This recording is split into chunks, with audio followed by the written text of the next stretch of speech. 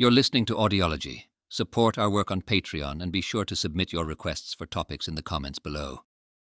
In 1774, when Turgot, the finance minister for King Louis XVI, decided to stop controlling the grain market, it ended up causing a big famine that sparked the Flour War in 1775. As the old French government, the ancient regime, was wrapping up, the working class and poor people were constantly scared of running out of food. They even believed in a conspiracy theory called the pacte de famine, which suggested that there was a scheme to starve them on purpose. Simple gossip about not having enough food caused the Réveillon riots in April 1789. Then, during the summer of 1789, there was a huge panic called the Great Fear, caused by rumors that someone was plotting to destroy the wheat to make the starvation worse. The October days were just the beginning of France's 10-year revolution, starting in 1789. This was right after the Bastille was stormed, but people hadn't yet seen how violent the revolution could get. The people of France, especially those in Paris, were getting involved in politics for the first time, mostly because they were worried about getting enough to eat. After the Bastille, food prices went up, and there wasn't enough food in Paris, which led to fights in the streets over bread, since most workers were spending about half of their wages on it. Meanwhile, the King's court and the leaders of the new National Constituent Assembly were sitting pretty in Versailles, thinking about how to change France's government. Right after the Bastille fell, these reformist leaders managed to get some big changes approved quickly, like the August decrees that took away most of the special rights of the nobles and the clergy, and they put together the Declaration of the Rights of Man and of the Citizen. Then they started working on a new constitution. Even though the conservatives and monarchists were struggling against the momentum of the reformers, they started to push back by September and got the king a say in the new laws, which surprised and upset the reformers. The disagreement slowed everything down. Versailles was tough for the reformers. They preferred Paris, which was bustling and close by, less than 13 miles away. They knew that about 400 monarchist leaders wanted to move the assembly to Tours, a place less welcoming to reformist ideas than even Versailles. Many were also worried that the king, feeling stronger because of the royal military support, might just shut down the assembly or reject the changes they had started. On September 18th, the king only partly agreed to the August decrees, which made the deputies really mad. Then, on October 4th, he said he had doubts about the Declaration of the Rights of Man, which just made things worse. Contrary to the myths that emerged after the revolution, the March on Versailles wasn't a spur-of-the-moment uprising. There had been several calls for a large protest at Versailles well before it happened. Notably, the Marquis of Saint-Huruge, a well-known speaker at the Palais Royal, had been pushing for a march in August. He wanted to get rid of certain members of the government who were stopping changes by protecting the king's ability to veto laws. Even though his initial efforts didn't pan out, the idea of marching on Versailles to force the king into agreeing with the Assembly's decisions kept circulating. This idea was talked about often by speakers at the Palais Royal, which made some people think that its owner, Louis-Philippe II, the Duke of Orleans, was quietly supporting a rebellion against Versailles. The thought of marching on Versailles wasn't hidden. It even made its way into the Mercure de France on September 5, 1789. With the atmosphere charged with popular discontent, many nobles and foreigners chose to leave. Just a few hours before the Bastille was stormed, the French guards mutinied, leaving the palace at Versailles without its usual protection. Only the aristocratic Garde du Corps and the Sang Suisse, both more for show than real defense, were on hand to guard the royal family and the government. Recognizing the need for more robust protection, the king's war minister, the Comte de Saint-Priest, called in the Flanders Regiment, a seasoned infantry unit, to Versailles in late September 1789 as a safety measure. On October 1st, officers at Versailles threw a welcome banquet for the officers of the newly arrived Flanders Regiment, as was tradition when troops were newly stationed. During the event, which took place in the palace's opera house, the royal family made a brief appearance, mingling among the banquet tables. Meanwhile, outside in the Cour de Marbre, the central courtyard, the celebrating and toasting to the king by the soldiers became increasingly boisterous as the evening progressed. The timing and extravagance of the banquet struck a nerve, especially during a period of extreme hardship for many. Yet what truly ignited public fury was the way it was portrayed in the press, particularly in L'Ami du Peuple and similar incendiary newspapers. They sensationalized the event as a wasteful feast, but the most damning accusation was how they claimed the officers disrespected the tricolour cockade, a national symbol. According to these reports, drunk officers trampled on the tricolour cockade and declared their loyalty only to the white cockade of the House of Bourbon. This narrative of the banquet sparked widespread indignation among the public.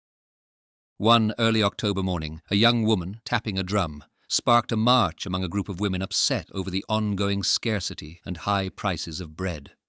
Starting in Paris's eastern markets, specifically the Faubourg Saint-Antoine area, their frustration led them to ring the church bells nearby. As their numbers grew, women from other markets joined in, armed with kitchen knives and makeshift weapons, guided by the sound of alarm bells from several districts. The crowd, fueled by a range of provocateurs, soon swelled to thousands and made its way to the Hôtel de Ville, Paris's city hall. They were not just asking for bread, they wanted weapons too. The gathering outside the city hall eventually counted between 6,000 and 7,000 people, possibly up to 10,000. Among them was Stanislas-Marie Maillard, a hero from the Bastille's capture, known for his boldness. Maillard, favoured by the market women and unofficially their leader, directed the mob with authority, managing to keep their more violent impulses in check. He saved the city hall's quartermaster, Abbé Lefebvre, from lynching and prevented the building from being burnt down. With Maillard at the helm, the crowd then turned its attention towards Versailles, setting out in the rain with newly appointed group leaders to bring some order to their march. Meanwhile, thousands of National Guardsmen, hearing of the turmoil, gathered at the Place de Grève. Their commander, the Marquis de Lafayette, found his men sympathizing with the marchers, threatening to desert if not allowed to join. Given Lafayette's prestige as a war hero, it was a tough spot, but rather than permit his troops to desert and possibly cause more chaos, the municipal government of Paris instructed him to lead the way and to try persuading the king to return to Paris willingly.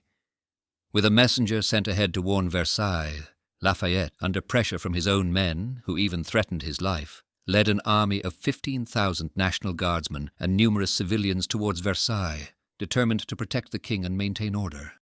Converted.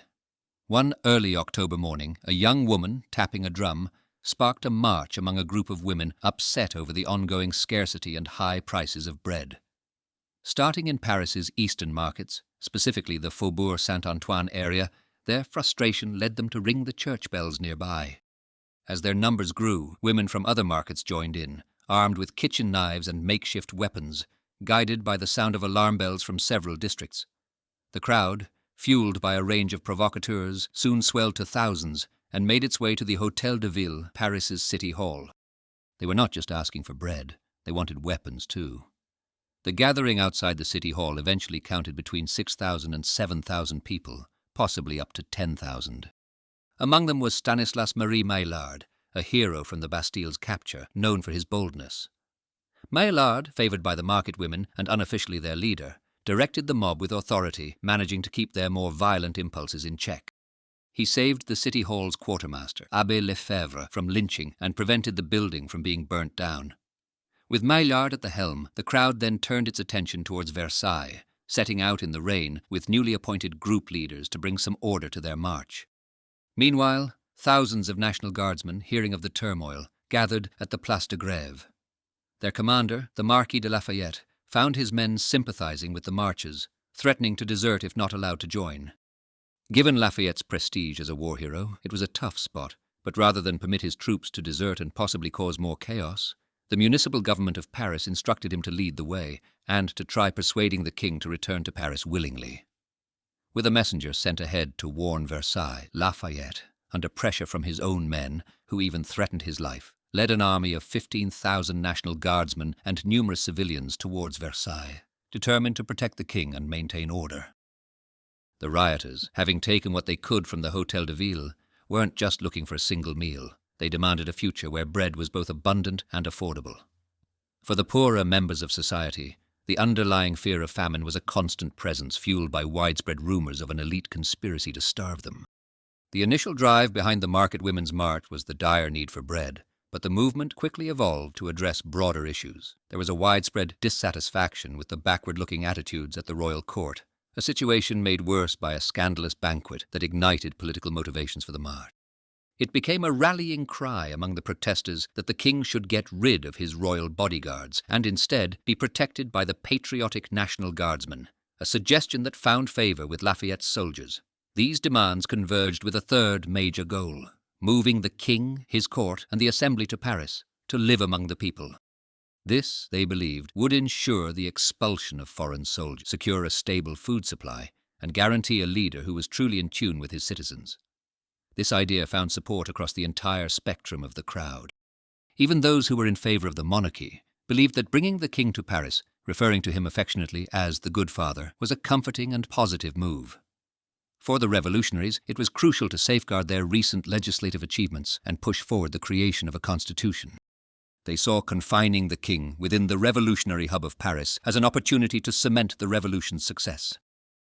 A group took on the journey from Paris to Versailles, making the trip in about 6 hours. Armed with makeshift weapons and dragging several cannons taken from the Hôtel de Ville, they were a lively bunch. As they moved, their numbers grew, with new followers joining them along the way amid the autumn rain. They spoke eagerly of their mission to bring the king back to Paris, using their unique slang. Their feelings towards Queen Marie Antoinette were far less warm, with many voices among them calling for her death. When this crowd arrived at Versailles, they encountered another group that had gathered from nearby areas. The National Assembly members were there to meet the marchers, and they invited a man named Maillard to speak to them. Inside the hall, Maillard passionately discussed the need for bread and expressed dissatisfaction with the Flanders regiment. As he did so, the restless crowd from Paris spilled into the assembly, visibly worn out and soaked from the rain. Their appearance and demands seemed to underline a basic need for food. Finding themselves surrounded by these demanding marchers, the assembly members had no other choice but to engage with them. Despite attempts to control the flow of the meeting, the visitors wanted to hear from Mirabeau, a popular reformist. Although he didn't take this opportunity to speak, Mirabeau did engage with them, spending time with a market woman sitting on his knee. Notably, Maximilien Robespierre, who wasn't very well known at this point, also addressed the crowd. He spoke in support of the women's causes, managing to ease some of the tension directed towards the assembly. With limited options at his disposal, the president of the assembly, Jean-Joseph Mounier, found himself leading a group of market women directly to the king's residence. 6 women, who were chosen by a larger crowd, gained an audience with the king inside his personal living space. There, they openly discussed the hardships faced by the crowd. The king listened and responded with great compassion, charming them to the extent that one woman was so overwhelmed she fainted right there. This encounter, though brief, ended on a positive note with promises of distributing food from the royal supplies, and a segment of the crowd left feeling like they had achieved what they came for. As rain started to fall over Versailles once again, Maillard and a small group of market women celebrated their victory as they journeyed back to Paris. Despite these efforts, the majority were left unsatisfied, lingering around the palace amid spreading rumors that they had been deceived and that the queen would soon convince the king to retract his promises. Understanding the escalating threat, King Louis consulted with his advisors. In a late attempt to calm the brewing storm, around 6 in the evening, he declared his acceptance of the August decrees and the Declaration of the Rights of Man and of the Citizen, without any reservations. However, the palace was left vulnerable, as most of the royal guards, who had earlier been stationed in the main square to face the agitated crowd, were moved to a distant part of Versailles Park. According to one officer, there was a general sense of fatigue and a mistaken belief that the worst was over, leaving just the regular night guard of 61 to secure the palace. As night fell, troops under the command of Lafayette made their way up the Avenue de Paris. Lafayette immediately presented himself to the king with a dramatic pledge of loyalty, declaring his readiness to sacrifice his life for the monarch. Meanwhile, outside, a tense night ensued with Lafayette's men and the protesters tentatively assessing each other. There were vocal criticisms against Lafayette, accusing him of betrayal due to his hesitance to leave Paris and the slow pace of his march. By dawn, however, it became apparent that a strong bond had formed between the National Guards and the mix of civilians from Paris and Versailles, marking a united front. Around 6 in the morning, a group of mostly male protesters realized an unnoticed gate into the palace was open. They went in, searching for the Queen's bedroom. As they moved through the palace, the royal guards tried to slow them down by locking doors and blocking passages. When the protesters reached the Cour de Marbre area, the guards fired at them, killing a young man from the crowd. This incident enraged the protesters even more, and they surged into the palace. One guard was immediately killed and horrifically beheaded. Another guard, Tardivet du Repaire, who was guarding the Queen's apartments, tried to stand up to the crowd but ended up badly injured. Amidst the chaos and the noise, the Queen and her attendants ran, barefoot, to the King's room. They had to bang on the locked door for several minutes before they could get inside, just in time to escape the mob. The violence continued with other guards being attacked. At least one more was killed and had his head displayed on a pike.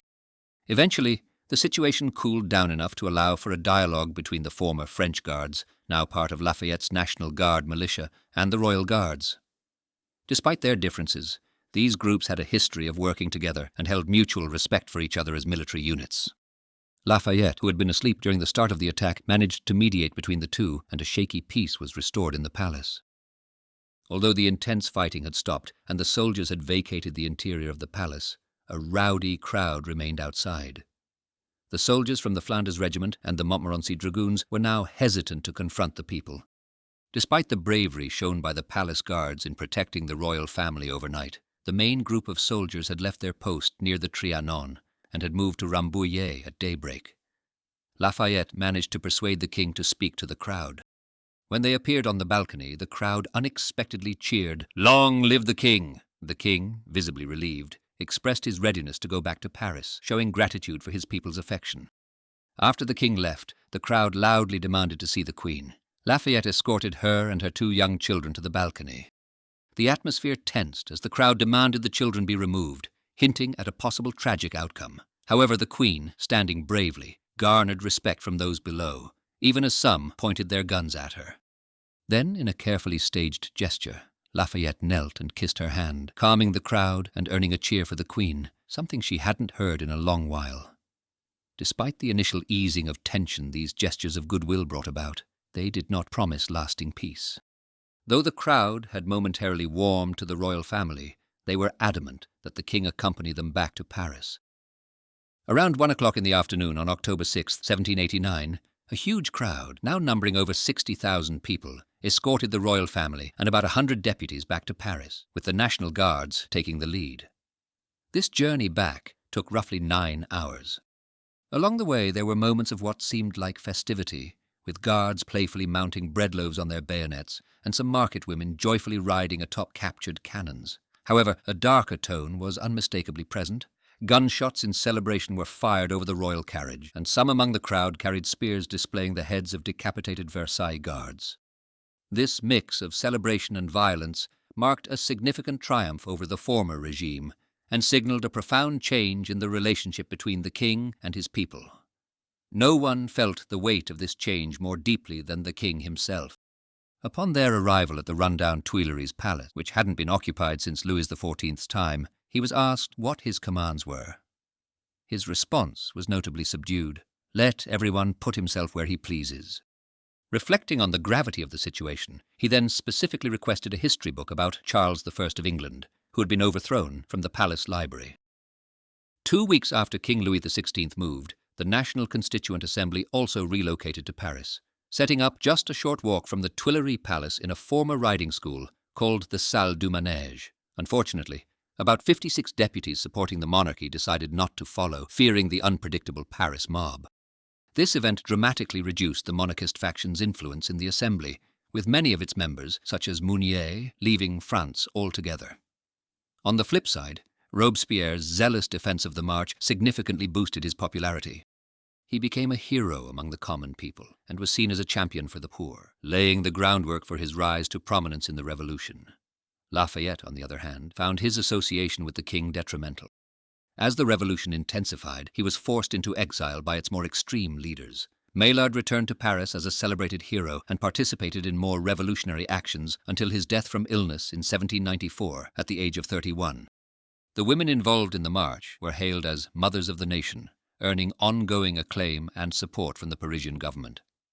King Louis XVI's return to Paris was met with a grand ceremony, suggesting a hopeful turn in the revolution. Visionaries like Camille Desmoulins imagined a renewed France under a popular constitutional monarchy. However, skeptics like journalist Jean-Paul Marat remained cautious, emphasizing the need for the royal family to stay in Paris until the constitution was fully ratified.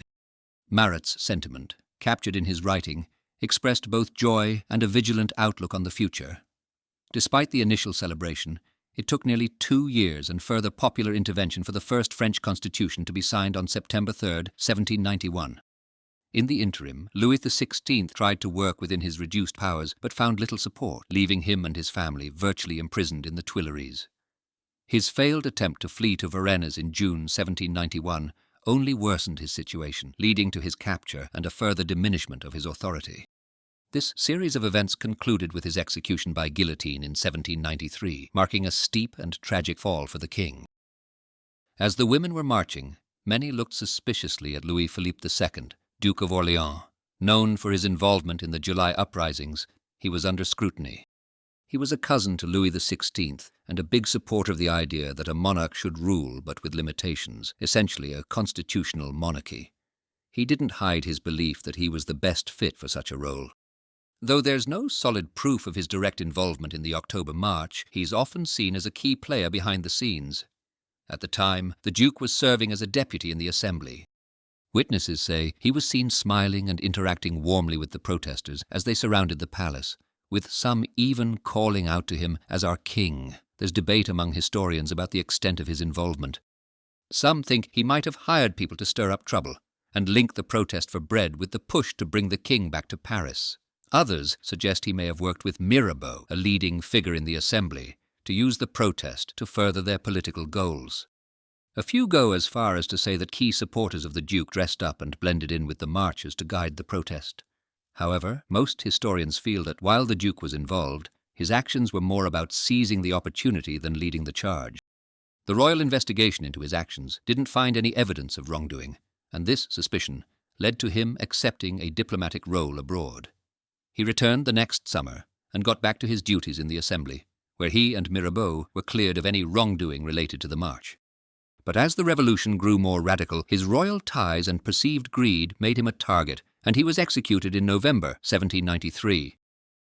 The Women's March stands out as a key moment in the French Revolution, rivaling even the dramatic fall of the Bastille in terms of impact. This march shines as a prime example of how powerful the voice of the people can be. When the participants took over the seats of the Assembly, they set a precedent for what would come, a kind of influence by the masses on Parisian governments that would be seen time and again. However, it was their bold move to storm the palace that really made history. This act stripped the monarchy of its once unshakable aura of invulnerability. It marked a turning point where the king stopped openly resisting the revolutionary changes ahead. As one historian put it, this was one of those defeats of royalty from which it never recovered, illustrating just how pivotal this event was in shaping the course of the revolution. Thanks for watching. Share your thoughts in the comments and subscribe for more content.